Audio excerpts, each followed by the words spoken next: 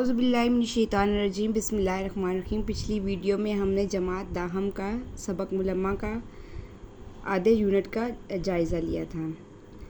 ابھی ہم آگے ویڈیو دیکھتے ہیں۔ کھانسی کی خو سے وہ چونکی، کمبل کی گٹری کھلی اور ایک جھریوں کو مارا، بگلے کے پر جیسا سفید بالوں کا چہرہ اس کے سامنے تھا۔ وہ اپنی ڈھیلی ڈھالی فراک، ترشے ہوئے بال اور ٹرنک پر رکھے ہوئے ہیٹ سے کوئی عیسائی بڑھیا معلوم ہو رہی تھی۔ لڑکی نے اس کو سخت تنقیدی نگاہ سے دیکھا اور اس پر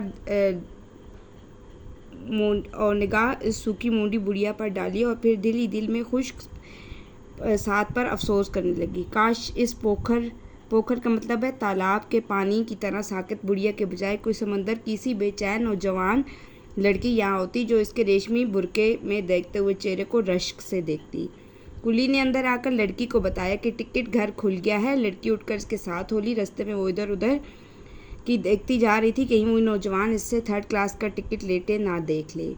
کیا کہے گا اپنے دل میں لیکن وہ کہیں نظر نہ آئے۔ لڑکی نے اطمینان سے ٹکٹ لیا۔ چیختی چنگاڑتی ہوئی گاڑی پلیٹ فارم کے سینے میں در آئی۔ جب لڑکی کلی کے پیچھے پیچھے ویٹنگ روم سے نکلی تو اس کی پہلی نظر اسی نوجوان پر پڑی جو بڑی شان سے سگریٹ منہ میں دبائے اسے غور سے دیکھ رہا تھا۔ اب کیا، وہ سوچتی ہوئی جلدی جلدی آگے بڑھنے لگی۔ وہ زنانہ ڈبے کے بالکل قریب پہنچ گئی۔ عورتوں کی کوں کوں اور زیورات کی جھنکار، یعنی کہ کھنک سے یا جیسے آدھی مجرم قیدیوں کی ہائے ہتھ کڑیوں اور بیڑیوں کی تال پر، اس پر طرفہ مردوں کے ان کو ہدایتیں۔ منی کی اماں سامان نہ کھولنے پائے۔ ایک دوسرے آدمی اس قیامت کے موقع پر گلا پھاڑ پھاڑ کر کہہ رہے تھے، خبردار نقاب نہ کھلنے پائے۔ یہ ٹرین کے ڈبوں کا پس منظر۔ لڑکی کا کلی دروازے پر اڑے ہوئے مردوں کے درمیان سے نکل کر ڈبے میں داخل ہونے کی فکر کر رہا تھا کہ پیچھے سے عورتوں اور مردوں کی ایک اور ٹولی اس بھرے ہوئے ڈبے پر حملہ آور ہوئی۔ لڑکی بیچاری بیچ میں ہی پھنس کر رہ گئی۔ اس ٹولی کی ایک عورت نے اپنے چاندی کی چوڑیوں میں پھنسا ہوا ہاتھ برقعے کی گدڑی سے نکالا اور لڑکی کو راستے میں حائل دیکھ کر دھکا دے دیا۔ لڑکی ایک جھکولا کھا کر سنبھل گئی۔ اس کا دل بے ساختہ چاہا کہ وہ اس عورت کی جھالروں سے مزین برقع نوچ کر بھاگ جائے یا اسے ریل کے نیچے دھکا دے کر، لیکن سامنے جو دیکھا تو وہی نوجوان کھڑا مسکرا رہا تھا۔ ارے کلی، تم مجھے یہاں کیوں لائے؟ وہ پوری طاقت سے چلائی اور کلی کو لے کر کسی طرح اس ہجوم سے نکل کر دوبارہ پلیٹ فارم کی پیمائش کرنے لگی۔ اس کی نگاہوں کے سامنے سینکڑوں میلے کچیلے برقعوں کے غباروں کی طرح اڑ رہے تھے۔ کاش وہ بھی ایک ایسا ہی برقع اوڑھے ہوتی تو کوئی اس پر طنز سے مسکرانے والا نہ ہوتا۔ اس کے دل کے کسی گوشے میں یہ آرزو پھڑپڑانے لگی اور پھر وہ بلا مقصد ہی درجوں پر لکھی ہوئی عبارت پڑھنے لگی۔ 1st 2nd انٹر، زنانہ انٹر، اور وہ دفتن تھم گئی۔ ایک بار عبارت کو پڑھا اور یہ درجہ اسے موسلا دھار بارش میں کسی گھنے سائے کا درخت کا سایہ معلوم ہونے لگا۔ وہ بلا سوچے سمجھے دروازہ کھول کر اندر داخل ہوئی۔ کلی باہر متعجب، یعنی کہ حیران سا کھڑا تھا۔ لے آؤ سامان، وہ ایک دل فریب مسکراہٹ کے ساتھ بولی۔ کلی سامان رکھ کر اسے آنکھوں ہی آنکھوں سے گھورنے لگا جیسے وہ اس کی تہہ تک پہنچنا چاہتا ہو۔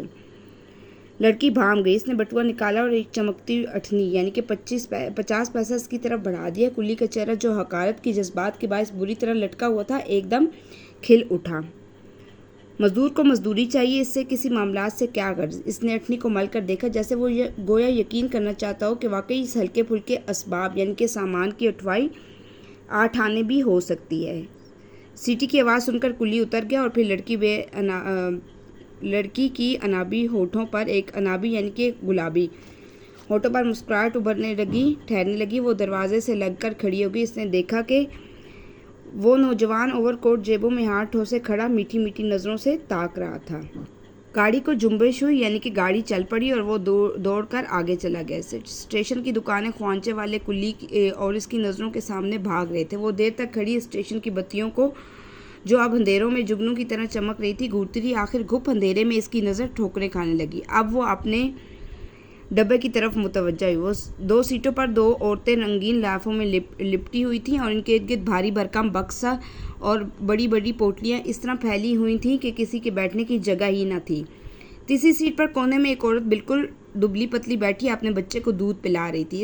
اس کے قریب ایک دوسرا بچہ جو زیادہ سے زیادہ 2 سال کا ہوگا بیٹھا منمنا رہا تھا، بالکل سوکھا، ہاتھ پاؤں کی کھال لٹکی ہوئی جیسے وہ پیدائش کے بعد فوراً ہی براہ راست بڑھاپے کی طرف چل دیا ہو۔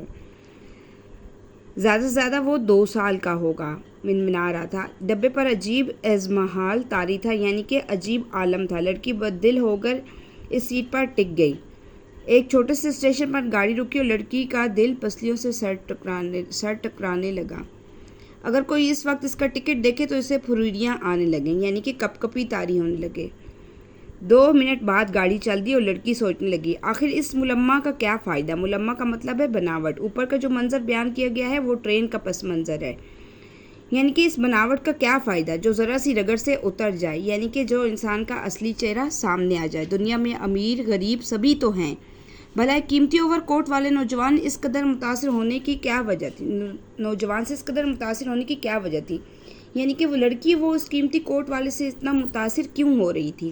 آسمان پر صبح کی روشنی رینگتی جا رہی تھی، یعنی کہ صبح ہوتی جا رہی تھی اور تارے سہمے سے کانپ رہے تھے، یعنی کہ تارے جو تھے وہ جانے کی تیاری کر رہے تھے۔ گاڑی کسی اور اسٹیشن پر رکی۔ لڑکی نے دروازے سے سر نکال کر اسٹیشن کا نام پڑھا۔ جب اس کی منزل مقصود قریب تھی، یعنی کہ اس کا اسٹیشن آنے والا تھا، سوئی عورتیں اٹھ بیٹھیں۔ وہ آپس میں جمائیاں لے کر کسی دوسرے صوبے کی زبان میں باتیں کر رہی تھیں۔ ان میں سے کسی ایک بھی لڑکی کی طرف متوجہ نہ ہوئی، جیسے وہ اپنے کالے چہروں کے سامنے اس کے کالے برقعے کی کوئی حقیقت ہی نہیں سمجھتی تھی، یعنی کہ گویا وہ اس کو کچھ سمجھ ہی نہیں رہی تھی۔ لڑکی اپنے اسباب دروازے کے قریب گھسیٹ لیا، کیونکہ آئندہ اسٹیشن پر اس سے اترنا تھا، اگلے اسٹیشن پر، یعنی کہ لڑکی کو اترنا تھا۔ گاڑی رکی اور اس نے جلدی جلدی اپنا بستر پلیٹ فارم پر لڑکا دیا، پھر اٹیچی کیس لے کر اتر گئی۔ چھوٹا سا اسٹیشن، گاڑی صرف 2 منٹ ٹھہرتی تھی۔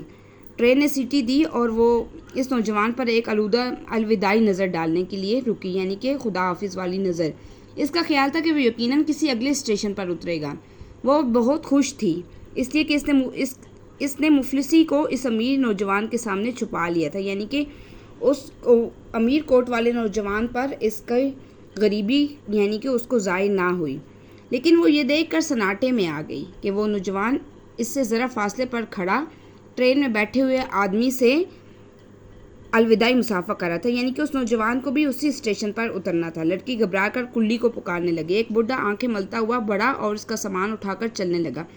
کتنا عجیب اتفاق تھا، جب وہ اتری وہیں اسے بھی اترنا تھا۔ لڑکی تقریباً بھاگنے لگی، اس لیے کہ اب وہ نوجوان سے پہلے گیٹ پاس کر کے 3rd کلاس کا ٹکٹ اس کی نظروں سے چھپانا چاہ رہی تھی۔ لیکن جب وہ گیٹ کے قریب پہنچی تو وہ نوجوان گیٹ سے باہر کھڑا اسے آتا دیکھ رہا تھا۔ ٹکٹ دینے کے لیے لڑکی کا ہاتھ بڑھتا ہی نہ تھا۔ اس وقت ٹکٹ اس کے ہاتھ میں 1 من کا بوجھ تھا۔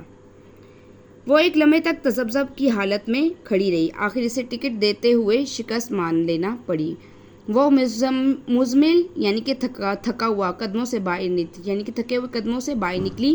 اس وقت اس کی حالت اس شخص کی سی تھی جس نے اپنے کپڑوں پر پانی کے ایک چھینٹ پڑے بغیر دریا پار کر لیا ہو، لیکن کنارے پر پھسل کر پانی میں شرابور ہو جائے، یعنی کہ ایسی مثال جو ایک ایسا شخص جو اپنے کپڑوں کو، یعنی کہ ان پر بغیر چھینٹ پڑے دریا تو عبور کر لیتا ہے، لیکن کنارے پر پھسل کر پانی میں شرابور ہو جاتا ہے۔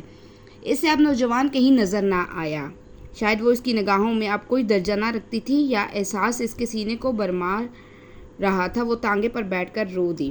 تو لڑکی جو تھی وہ اس نوجوان سے اپنی غریبی چھپانا چاہ رہی تھی، لیکن وہ جو اس پر ظاہر ہو گئی تھی۔ چچا کے ہاں اس کا استقبال صرف اس لیے بڑی گرم جوشی سے کیا گیا کہ اس نے بیمار چچا کی عیادت کے لیے تنہا سفر کیا تھا، لیکن وہ ان گرم جوشیوں کے مقابلے میں بہت سرد دکھائی دے رہی تھی۔ اس نے چائے کی ایک پیالی بہت اصرار پر کڑوی دوا کی طرح پی اور کوٹھے پر دھوپ کھانے چلی گئی۔ اس کے پیچھے چچا زاد بہن بھی تھی، یعنی کہ وہ چچا کے گھر چچا کی عیادت کے لیے آئی تھی، اور وہ چچا لوگوں کے اصرار پر اس سے چائے جو ہے وہ کڑوی دوا کی طرح پی اور وہ چھت پر چلی گئی۔ چچا کے گھر اس کا شاندار استقبال کیا گیا، کیونکہ وہ اکیلے سفر کر کے چچا کی تیمارداری کے لیے، یعنی کہ عیادت کے لیے آئی تھی۔ ہاں جی، یہ برقع تو بڑا اچھا سا بنا ڈالا تم نے، چچا کی بیٹی نے اس سے کہا۔ وہ اس کا برقع بھی نیچے سے مارے شوق کے اٹھا لائی تھی۔